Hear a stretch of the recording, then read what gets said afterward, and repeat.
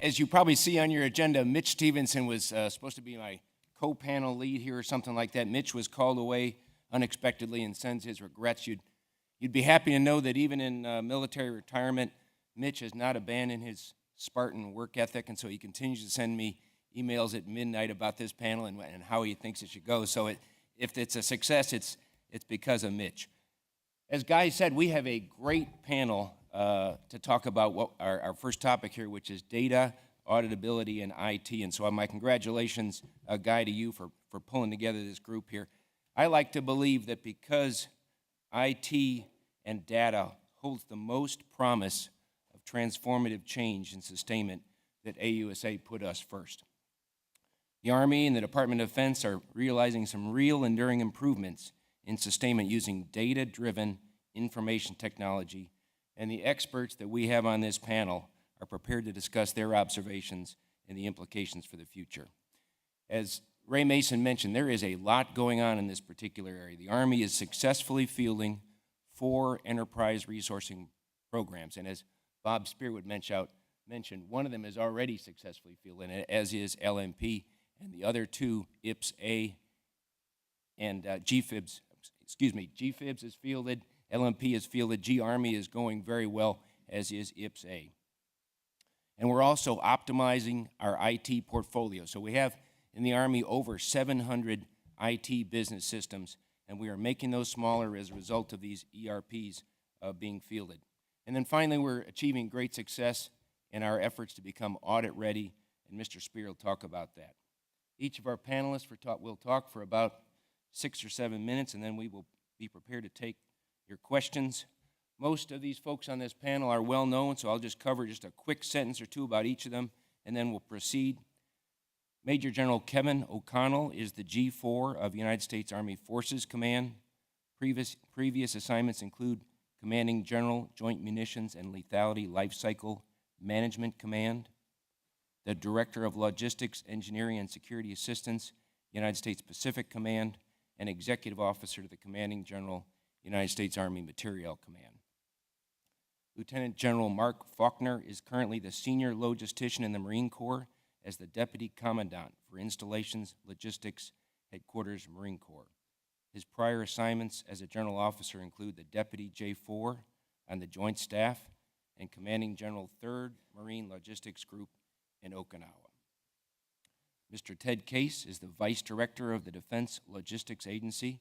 He's a former Navy Supply Corps officer, retiring from the Navy on 1 October 2001. He has been in DLA since 1992, holding a series of key positions in IT, culminating as the DLA CIO. Finally, Mr. Harish Luthra is the Senior Vice President, General Manager, Harish Luthra is the Senior Vice President, General Manager for SAP National Security Services Professional Services. Harish joined SAP Public Services in August 1997 as a consultant and started the Federal Professional Services practice in 1999. Prior to taking on this role, Harish Luthra has been the National Vice President leading SAP Public Services consulting business in the United States. As part of his responsibilities, he is also the SAP Management Liaison for other ongoing SAP programs at DLA, the United States Army Logistics Modernization Program, or LMP, G-Army, and GFIBS. And then finally, Mr. Bob Speer is the Acting Assistant Secretary of the Army for Financial Management and Comptroller, responsible to the Secretary of the Army and Chief of Staff on all matters related to financial management. He has 36 years of service in and around federal financial management, to include 28 years as an Army officer, 4 years at PricewaterhouseCoopers, and over 4 years in his current duties. So as you can see, we have quite the panel assembled, and I think, General O'Connell, we will start with you, sir. Okay, thanks, sir. I don't know if my mic is on. Okay. All right, sir, appreciate it, and it's great to be here this morning, and thanks for the opportunity to allow me to participate in this very important discussion this morning. I just want to acknowledge up front, I'm not here to solve any problems, but really lay out the challenges and the end state where I think we need to go in the future as we move forward. This is a very complex subject, obviously, and I want to try to keep this as simple as possible as we go through this. And and I know we're trying to get back on time a little bit. Mr. Case has an iPad up here with a big stopwatch on it, so I'll keep my eyes to my right a little bit. If I can go to my first slide. Next one, please. And this, I'll just lay out the operational environment, the challenges and the conditions you see on the left here. Start with the challenges, and many of you are aware of these. As we scale down the military and rebalance our forces with the current defense strategy, all the budgetary constraints, and go to the end strength of 490,000 soldiers by the end of FY15, we face a lot of challenges. But we've got to continue to be a force of decisive action, capable of addressing any array of global security challenges that will continue to threaten our national interests, in spite of decreased budgets and reduced manning. So all the challenges you see there with failing states because of ineffective central governments, the widespread corruption, criminality, and involuntary movements of populations across international borders. Violent extremist organizations will continue to expand their networks and spread terrorism, while rogue states will continue to seek lethal weapons and materials as they become increasingly available on the black market. Non-state actors will serve as major players in regional politics and continue to influence global events. And then hybrid threats of regular, irregular, and criminal elements working together for a common cause will challenge us. As we see regional threats becoming more powerful, we'll experience an increase in anti-access and area denial, or A2AD capabilities, designed to disrupt U.S. power projection capabilities in areas vital to our national interests. You know, we used to use the term VUCA, volatile, uncertain, complex, and ambiguous, and I think everyone would agree that we're in an environment now that's probably more uncertain and ambiguous than ever. So what we need to do is create the conditions on the right side of the slide as we confront the challenges in the near, mid, and far terms. Again, while we're in a resource-constrained environment, we'll need a leaner and more agile force with retained capability that overmatches our adversaries. These forces must be capable of conducting decentralized, distributed, and integrated expeditionary maneuver at extended distances. If I can go to slide 2. And this really lays out the requirements in the end state of where I think we need to go with the ERP solutions to what General Mason talked about as the key, really, visibility. On the left, you can see no other nation can project military power as rapidly, as decisively around the globe as our nation can, but this capability may be challenged in the projected operational environment. As we expect to sustain leaner forces capable of expeditionary maneuver, we must also expect leaner or sustainment forces capable of supporting these maneuver forces along extended lines of communications from strategic distances. You know, in World War II, General Eisenhower took 2 years to amass enough strength for the invasion of Normandy. General Schwarzkopf took 6 months to prepare for the liberation of Kuwait during Operation Desert Shield, Desert Storm. And then 10 years later, General McKiernan took 6 months to prepare the theater for the invasion of Iraq during Operation Iraqi Freedom. Given the challenges and conditions ahead, the operational theater will not allow for a long, laborious buildup of forces within the traditional area of operations, but the expeditionary maneuver will have similar requirements. So we can't have multi-million-gallon fuel farms, but we need to be able to see the capacity in the units. We can't have iron mountains of repair parts, but with things like condition-based maintenance, we'll be able to better predict our repair parts requirements. Again, I agree totally with General Mason that we've got to have the balance between the just-in-time and just-in-case, especially at the tactical level. With that said, I think there are fundamental requirements we have to consider in the interim to better enable success, and those requirements are on the left side of the slide here. You see in the middle, the SAIL, the Single Army Logistics Enterprise concept, is an enterprise resource planning system that presents a common, relevant operational picture in real time that is populated from definitive and authoritative data sources. The common relevant operational picture must be pure, actionable, and visible by sustainers at every level. And this data must provide decision makers with the confidence needed to make strategic and operational sustainment decisions in real time. That gets us to the end state at the right-hand side of the slide. With this capability, our sustainment mission commanders and materiel managers will have the ability to fully understand the logistical situation in real time. It will provide our commanders with the ability to visualize the desired outcomes of the operational forces and the confidence to describe the sustainment limitations to maneuver. It will help us to better determine sustainment solutions based on the capabilities of all stakeholders and allow commanders to fully see and assess the effects of sustainment decisions continuously. Today, we're well underway with modernizing our legacy business systems with the organic industrial base, and we're in the early stages of modernizing our legacy systems at the tactical level. And we already talked a little bit about LMP, Logistics Modernization Program, that's going on in AMC and has been started fielding in 2003. Some of the benefits are quicker sales and maintenance order processing times, increased accuracy and higher visibility of maintenance actions, and greater oversight of material management. Across the Army and in Forces Command, we're currently in the process of fielding Global Combat System Support Army, G-Army, that General Mason already touched on. This is being fielded in 2 waves. We're doing the supply support activities at this time, Wave 1, and which couples the financial management systems as well. Of the 63 supply support activities across FORCECOM, we've already converted 21 and are on schedule to convert the remaining 42. Then the Wave 2 conversions include property book and maintenance management systems. We begin the second quarter of fiscal year 2015 and will be done in 2017. And then, I think as we go down the road, we've got to do the things that General Mason talked about. Look at ammunition, look at APS, look at aviation maintenance, food, fuel, and things to expand these ERPs. So again, the commanders have the total common operational picture.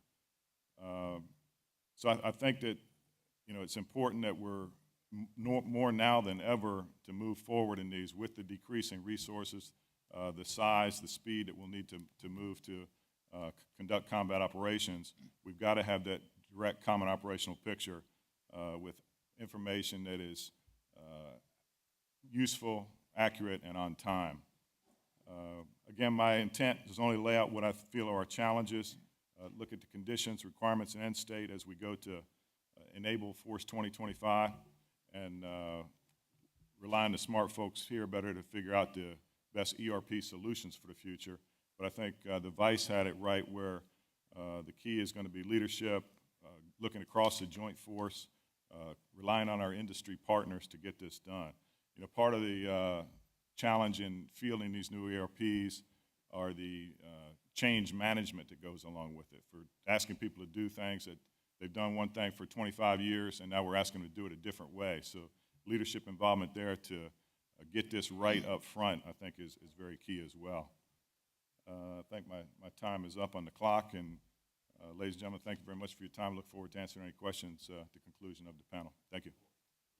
Kevin, thank you. Mark Faulkner, please. Okay, well, good morning, ladies and gentlemen.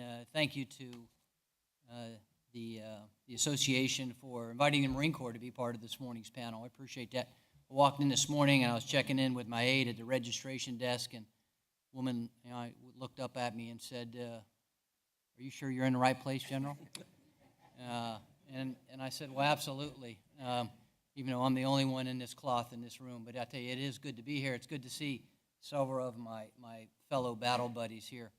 I'd like to begin by telling you a little bit about the Marine Corps' ERP. This is really our number one logistics weapon system, if you will, and that's Global Combat Support System Marine Corps, GCSS Marine Corps. This is our system that replaces our 2 legacy systems for supply and maintenance. And it's a program of record. It's out there. It's a priority to our Commandant, and more importantly than just being a priority to our Commandant, he's actually putting money against it, which is even obviously more important. But it's no longer a concept. It's fully fielded. We have version 1.1. It's throughout our Marine Corps, almost 30,000 users. And Kevin brought up a great point about change management. Those who came along kicking and screaming, all those salty chief warrant officers and master gunnery sergeants, they're on board because they have no choice. And that's when you cut the umbilical cord to those legacy systems, one has no choice. And you cut funding those old systems. And that's what it takes, really, to change those folks that come dragging. But the point is that it's out there, it's working, and it's fully deployed, all our bases and stations, all 24 of our bases and stations, and it's forward deployed. Today it's in Morón, Spain, with Special Purpose MAGTF Crisis Response, supporting that Marine Air Ground Task Force. It's in Darwin, Australia, supporting our infantry battalion that's there. It's deployed throughout Okinawa. It's deployed on our naval shipping for our MU expeditionary units. Funding's looking good, as I mentioned. It's fully funded for 15, and it's looking good for 16. Is there more that we'd like to do? Absolutely. Some of those spirals that my good battle buddy Ray Mason talked about, we're not going to be able to fund as quickly as we would like.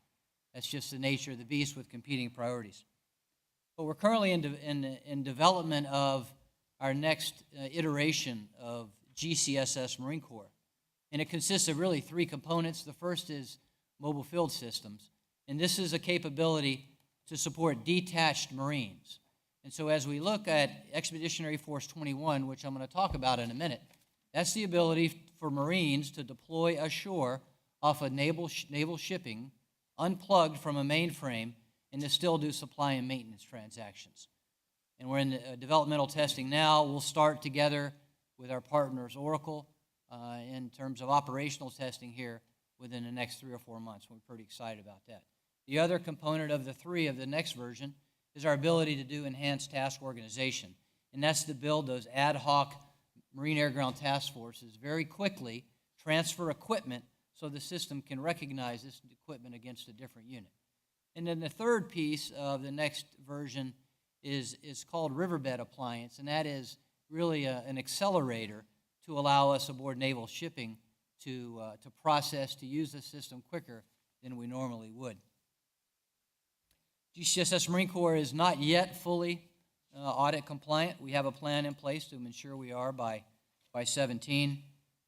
Some of those spirals are the things that we would like to fund now, but we really can't get to. Let me talk, since this is kind of a future focus with 2025, let me talk a little bit about the Marine Corps' vision for the future, and I'll link it back into the ERP. Expeditionary Force 21 is really our vision of how the Marine Corps will fight in support of geographic and combatant commanders for the next 10 years. It focuses back on naval shipping. You know, we've enjoyed the last 12 years of being a second land army, but that's really not what we do. That's not what our nation pays us to do. So we want to get back to the basics and get back to our expeditionary, our naval roots. And GCSS Marine Corps is going to be a key part of that. It allows us to get back to supporting Marines in austere conditions, forward deployed specifically throughout the Pacific using our automated information systems. Army and the Marine Corps are linked, even though we do have two ERP systems. GCSS Marine Corps and GCSS Army have already pursued and identified areas of commonality where we'll be mutually supporting, and we're continuing to work others.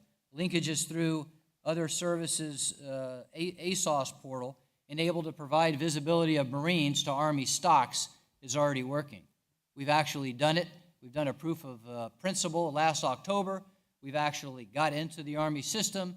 Marines forward deployed have seen the stocks and done walkthroughs to actually get the parts, as opposed to coming back to DLA or someone else. These stocks are already in theater. It just makes perfect sense. That's the kind of joint linkage that we need to continue to build on for the future. And I know that GCSS Army, with Release 13, is going to continue to press that. We still have work to do. There's lots of other opportunity, but in fact, we are pursuing it. I'll give you some time back here. Let me just end with saying that, and I'm prepared to answer any questions that you may have during the question piece in terms of why two different GCSS systems by the different services. But let me just tell you, this is a great example of jointness. It's recognized by OSD. It's certainly recognized by our two services, where within the building, which arguably is the worst place for greater levels of jointness, we get better the furthest we get from the building. But the point is that we are working towards it, and it's even going to be more important in the future with reduced fiscal budgets and the requirement for greater levels of jointness in support of combatant commanders. Thanks very much, and I look forward to your questions. Thank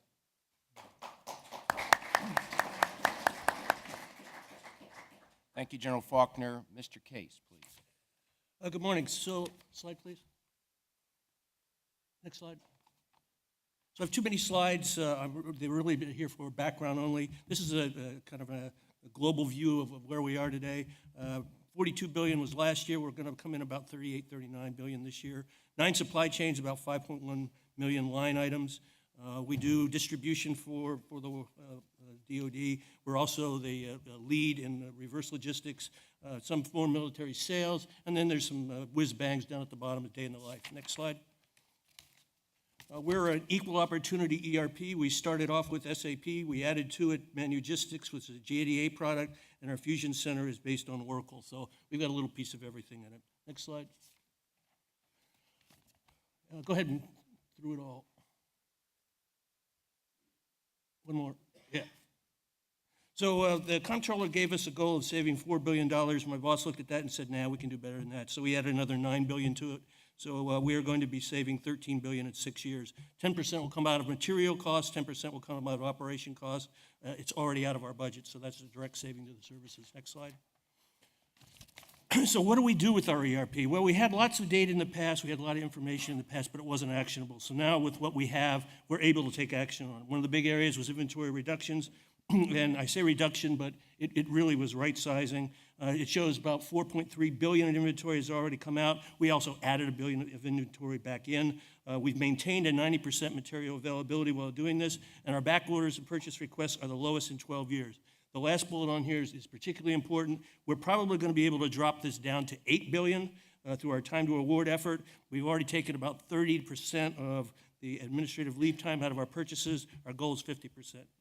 In terms of storage, we've got 26 depots, 19 are in CONUS. We can store everything everywhere, but when you start looking at the information, it shows that you can go and actually store only 2% in multiple locations. We were able to take out 173 million in inventory, and then we got about another 50 million a year from just stop doing stupid things like we kept shipping stuff back and forth to our depots and then back again. So we stopped doing that.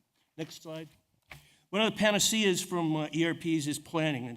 It's always listed as the answer to every question. We just found that there's some things you can't plan, and so you don't want to. You just stop doing it. So when we found with infrequent demand items or frequent demand items with high variability, don't try to plan them. Just get a min-max level, put it in place, and let it just work for you instead of over-procuring and then under-procuring. Next slide.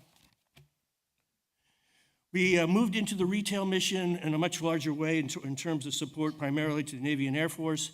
We've got some very, very high goals in terms of Air Force support. We have to have 90% of our material at the artisan's hands within 2 days. We're working now with the Marine Corps, and we've talked to the Army to be able to help a little bit there. We're doing it for SOCOM. We're going back to the shipyards, and we recently are taking over distribution for GSA. Next slide. We also are on a path to auditability. My boss decided that 17 wasn't good enough, so we moved it back 2 years. We've achieved all our goals in 12, 13. I'm on track to hit every goal in 14, and we will be making our assertion in 15. Next slide. So, our goal is to provide equal to or better service, reduce the cost to you, and that way you have more money to spend. Thanks.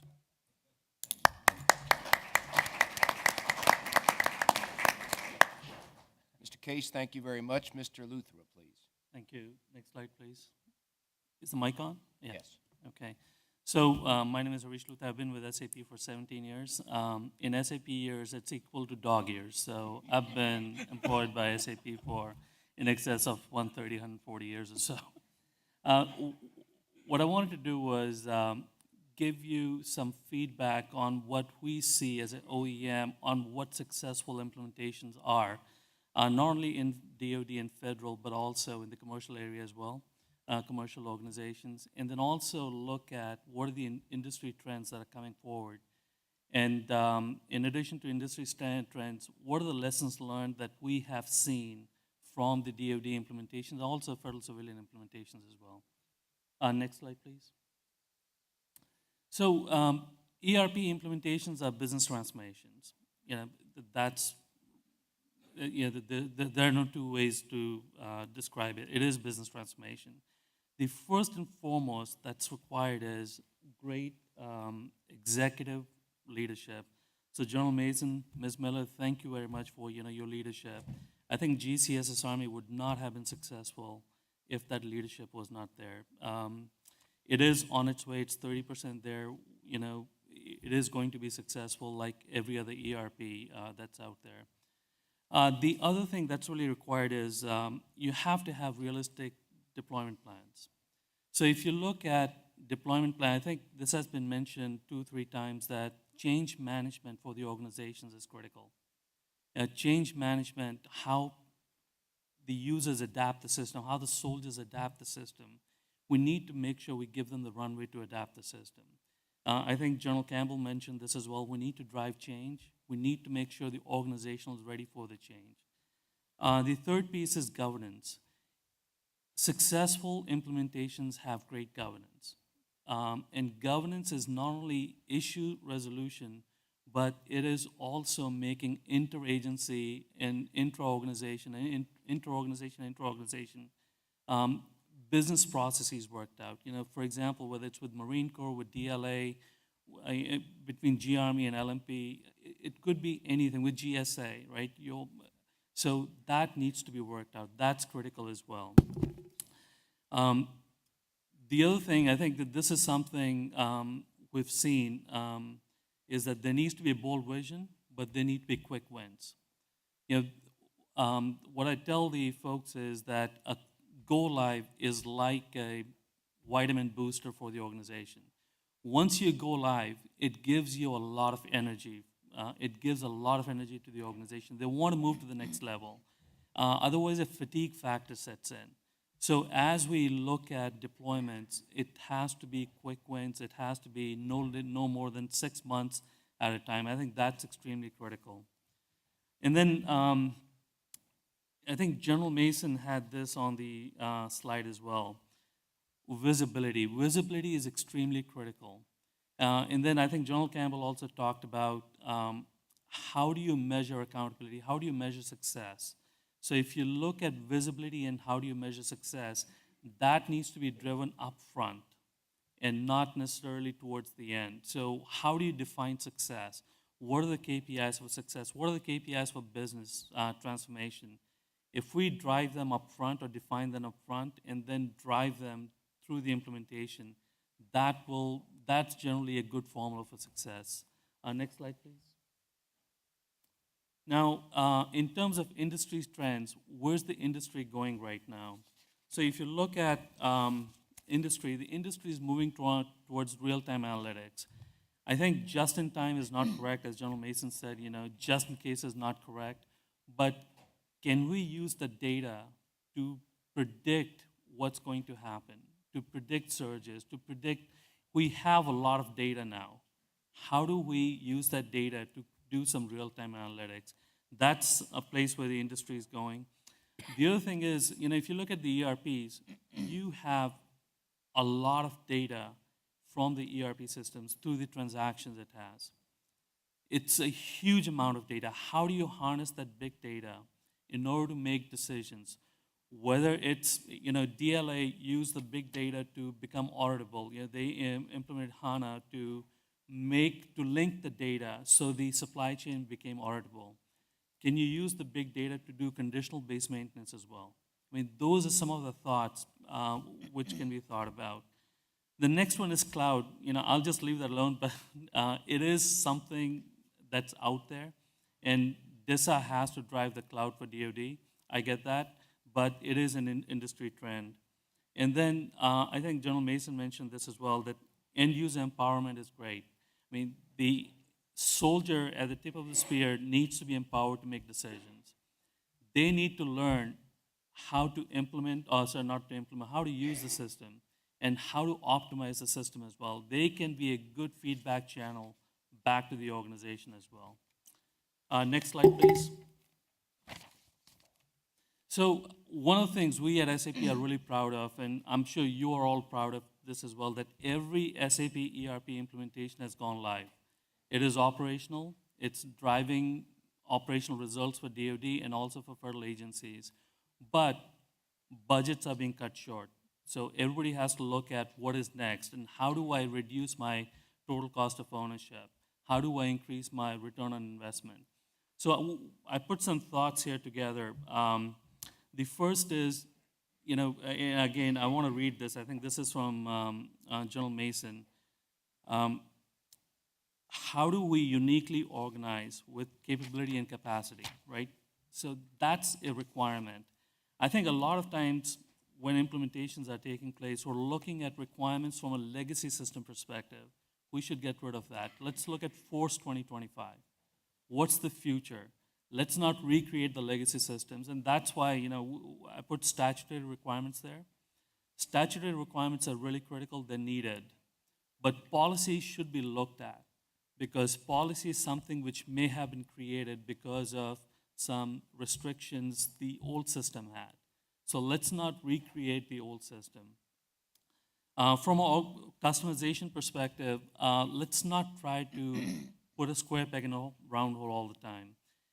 The more customization there is, it's going to have system performance impact. It is also going to have data auditability impact as well, because the data linkages may be broken.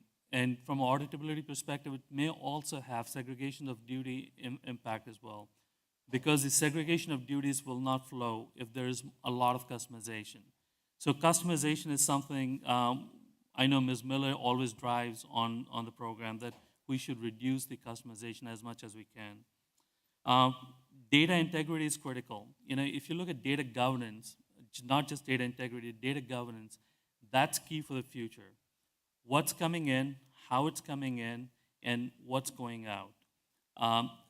The entire data needs to be linked. It has to be connected.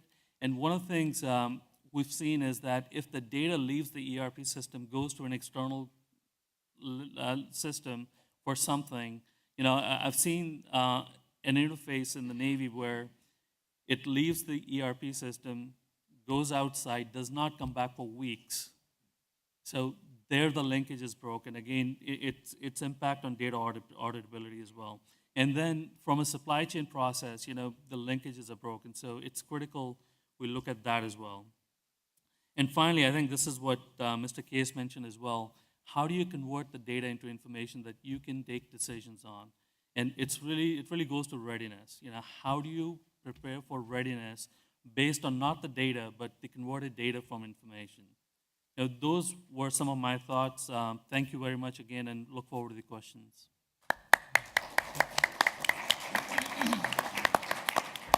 Thank you, Mr. Luthra. Mr. Speer. Okay, since we started off, how many auditors we have out there? So you feel like you're alone in terms of the only Marine Corps. Actually, somebody said you're all auditors. And I'm going to talk a little bit about why we're doing the audit and then the benefit of the audit. And no, we're not auditing to find out where Lieutenant General Sin put all the money when he was there. We're doing it because it's a law, but more importantly, we owe it to our stakeholders. And part of the reason the benefit we'll talk about, you've heard here already. It's getting the value out of the systems, getting the value out of where the resources are going. Any of you had opportunity to see, for instance, I think the Vice mentioned it, we had a real American hero, Kyle White, receive the Medal of Honor the other day. In terms of getting the resources where they need to be in a cost-effective manner is what the audit's all about. That goes from the human resource systems of integrated pay personnel system to the logistics modernization program to what much talked about here this morning, the GCSSA, or what I like to see the center of all that universe is the General Fund Enterprise Business System, because it's all about enterprise resource planning in terms of where the resources are going, and can you account for those, and can you show the outputs that you got for the resources that you provided. Really providing the warfighter with the intended need downrange on the ground. We can talk about why we audit. I mean, some people try to trace it back to 1990 audit, the CFO Act. It actually goes way back to 1950s when they had the Budget and Audit Act of 1950, which many of the laws have adjusted and gone away. But no, there's never been any real teeth to what audits require. But I think now we're starting to see not only the punitive or no teeth to what Congress and others testified last week in terms of before the Senate Homeland Governmental Affairs Committee. And they just were dumbfounded how the Department of Defense is the only agency remaining that has not attained an audit. And I think part of that now is we're starting to understand is what's the benefit of an audit and being last. Somebody said it already about the others you can't. Somebody up in GAO says Department of Defense can't get auditable by 2017, which is the law. And I take that as the same type of challenge in terms of the 1.5-ton computer. I believe the Army can do it. I think the Army will get the benefit from doing it, and I'll explain a little bit more of that as in terms of what that takes. The Statement of Budgetary Resources for many folks is just the funds and resources we get from Congress or we had left over from the other years and how much of it's been unexpended and how much we have to use. And being able to audit that and be able to say where those resources are and what we receive for it. That requirement is closing on us fast. So by this September, the Army's got to assert that we're ready to go to audit on the Statement of Budgetary Resources. We're going to fall back off of that a little bit and go for the current year of activity, just the funds we receive in 2015. So again, in layman's term, we've got to be able to be audited on the appropriations we receive and where we're obligating those funds and dispersing against them in 2015. We will have to do a full financial statement audit, much like private industry does by 2018, which is, again, asserting that we're ready. Auditors coming in 2018. One of the keys to success to be able to do that, we could not do it without compliant systems, the systems we talked about today. These systems feed each other together. Ray Mason and I sit on a worldwide conference once a month. We talk to once a quarter. We talk to the field. It is a resource planning system that includes the resources and the funding that goes in there, as well as logistically how we're providing those out and about. And it's a great partnership, and that's how we're getting there. The GAO will say for you to get to audit, you need to have committed leadership. You have to have great governance and accountability over the resources and the systems. And you've got to have a well-defined business architecture. That's part of understanding how it goes together. That it's not just about the auditor or the accountants. It's about those folks who are using the resources once again. The business architecture and the systems architecture have to integrate together. You've got to be able to see where the funding flow goes from our accounting system, GFIBS, into GCCS AA and into LMP and back. So we're well on our way to it. We've got great leadership on top of it. I will be with the Vice tomorrow with a worldwide teleconference on where we are internal controls, where we are on accountability and discipline over into commands in terms of where resources and documentation supports the funding that we're spending and how well we are trained and ready to use the systems that we have. In addition to that, we have to have those well-defined systems that we've talked about here is what GAO will tell you. And I also heard from Mr. Luthra that somebody asked me on the Hill last week, his Department of Defense has never fielded a successful ERP. Well, we've talked about a few of them here today, LMP and GFIBS. GFIBS is now being used by 53,000 users. It's being used worldwide at 250 different sites. And we're quickly coming online with a GFIBS sensitive activity to do with classified data. And we'll be the first service to be able to do that. And they're well into defining the same type of business relationship and architecture that does not stovepipe between logistics, personnel, finance. They work together across a great business architecture. So what are some of the benefits? Again, you've heard some of that here today, and I'm going to give you a couple more examples. The asset visibility. You know, we look at just last year as we're still coming out of some of the year-end last year, and you're trying to close out funds, being able to see at year-end right away how much funding you have available to spend without losing those resources. We're still learning how and optimizing those systems, but just to give you an idea, last year we closed out 99.9% executed. That's no different than a lot of times. We always try to budget and execute the obligations. But the real success is what did you do with the funding that we gave you And what can you show that you got the best output at the lowest cost for that? And these ERPs, if they're integrated, can provide that kind of capability. Last year, unfortunately, because we have legacy systems that were transformed. Just about a month after you did a 99.9% obligation, you have almost $1 billion that's being de-obligated because you couldn't see across the entire enterprise. So as we go into the future here in the next 5 years, as we start optimizing these systems, removing the gaps between the systems, we'll be able to see at a moment's notice where we are across the whole enterprise. The example I used to use, and I still use somewhat today, we put GFibs into the Arlington National Cemetery. A lot publicized in terms of no accountability of where individuals were buried. But we have a multi-year appropriation there, and we had many contracts in Arlington National Cemetery. We could not see what those contractors were delivering. Nobody had accountability between the Army Budget Office to the Civil Works to DFAS back to Arlington National Cemetery, what we're delivering. And that's just a small aspect. Imagine that all across the Army. So we ended up being able to see across the Enterprise Resource Planning System with a multi-year appropriation. We're able to free up almost $100 million across many appropriations at Arlington National Cemetery with greater visibility, what they're delivering, what they're buying. And again, you can multiply that across. I go on about in terms of this, part again, why? I told you it's the value of getting and understanding what's inside the system. We want to be cost informed. We want to be able to see better. This is the first time we've had a cost accounting system across the Army. So in the future years here, we're trying to develop, the key really is not only the system, it's training the individuals on how to use those systems. You've got to be able to optimize not only the system, how it delivers, but you've got to be able to do DOT and LPF. You've got to change somewhat the organizational construct and the training to the individuals of how they use the data. We still have a lot of folks who trained who are trying to use the data and pull it out and say, make this look like it used to. You've got to be able to train those folks on what's the art of the feasibility and what the data can show them across the whole entire enterprise. One of the things the AMC is doing right now, they're looking real hard at trying to get a better picture and trying to get to the chief. The chief's always asking us, what does readiness cost? How much does it truly cost to train? And we're starting to be able to see that. AMC is starting to do some great work across between LMP and GFibs on that type of visibility. So I think we're going to be able to see in the next few years as we drive towards auditability, there's a great reason to do it, and we get a great benefit between the ERPs, the integration of the ERPs, and auditability. So I look forward to your questions. Thank you.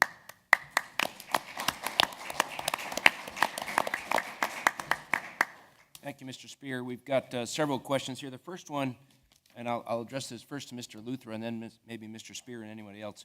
Can you describe some of the legal and legislative requirements driving the move to ERPs? I don't think there's any legal requirement that's driving the move to ERPs. The only thing I would say is it's really the requirement to make sure things are more auditable and they can be traced. And there is segregation of duties there. I think segregation of duties is probably the only legal thing I can think of what's going to be driving ERPs. But it's really having enterprise visibility into what the organization is as a whole. It is more of a policy thing than a statutory requirement at this point, I think. Okay, Mr. Speer, any? Yeah, I would add to that. There's no actual legal statutory requirement for ERP. It's to have standard compliant systems. There is one of the laws that passed in terms of the FFMIA required us to have controls within our financial systems and the systems to provide certain compliance standards. A lot of the ERPs meet those requirements and meet those standards. It's also, though, in terms of being able to see across it. What the ERPs also come with, not only separation of duties, great access controls, linked into governance and risk compliance type ability to see inside the system, and they allow you to integrate the standard business processes. You also can't normally get to, if you have the thousands and thousands of sites we have with different practices and trying to get it all to an auditor can come in and see the same type of documentation, the same type of product. These systems also through the ERP have business rules in them, which many other systems don't do, which enable our ability to get there. If I could also add to that, who do you want to do the work? I mean, when you start talking about the financial systems, You've got SFIS, GTAS, Standard Charts of Accounts. I prefer him to do the work. I'll just take the benefit. And I'll just add from an Army perspective, I mentioned earlier, we've got over 700 business IT systems. We spend over $1.9 billion a year just on business IT systems, and those are the ones we know about. We know there's others out there that commands and installations are using that we have no visibility on. So the degree that we can achieve savings, that's the part that I'm most interested in, is achieving some savings and actually some more efficiency in our business IT systems. Thank you, gentlemen. The next question for Mr. Case. Supply line cyber risk. Who has the action and what is being done? It's a two-part question. I'll just give you the first one now. Okay. Repeat it, please. Supply line cyber risk. Who has the action and what is being done? That's a toughie. And it came up at a couple of USA conferences past years. We'd like to say that our vendor community should be doing that as part of selling to us, but we know they don't. So we have to pick out the specific industries that are critical to us and go after it there. So as an example, we're doing a lot with microchips right now. Gets people somewhat upset that we're requiring that we have identification, unique identification on them, but we're going to do it. It's just they're too easy to compromise. They're too easy to have fraudulent chips put into the system. So we have to go after them, the most critical ones first, and then keep going after them as long as we can. Make it part of our contract actions. Thank you. And then the second part of the question is counterfeit parts. What actions are being taken to assure reliability and performance? So we've got at least 4 different programs going on counterfeit parts. The DNA marking is the one that's got industry most upset with us. But we also have designated sources that we buy from. We have very specific programs that go after the bad guys. I can provide some additional information if whoever asked that question about the whole counterfeit program at DLA. Thank you, sir. And then the final question, this is for Mr. Luthra again.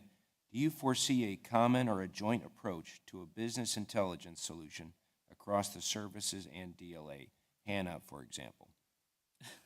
That's definitely a bold vision. What I would say is I think if the services get their business intelligence together, Army, DLA, Air Force, Navy, then we can start looking at integrating the business intelligence. But I think this is really a bold vision. That's the right thing to look at. Because if you look at part numbers, right, part numbers need to be uniform. The master data management has to be uniform across the services, and that's what's going to help. So I think it is, from my perspective, it should be there. How long will it take? We don't know the answer to that. So I'm going to make a quick comment. Just if I could just go back to the cyber piece here. This issue of having a cyber strategy as part of all major automated information systems, just within the building, OSD and DOT&E in particular are getting more and more interested, rightfully so, in this. So, it's something that we're going through as we get ready to go into operational testing, and I think it's something that it's probably incumbent upon everyone to get involved in more so to make sure that, in fact, that's woven in, whether CAT cards are part of the solution set. So it's a pretty good question. Great. Thanks, Tom. Panel members, thank you very much. Audience, thank you for your attention this morning.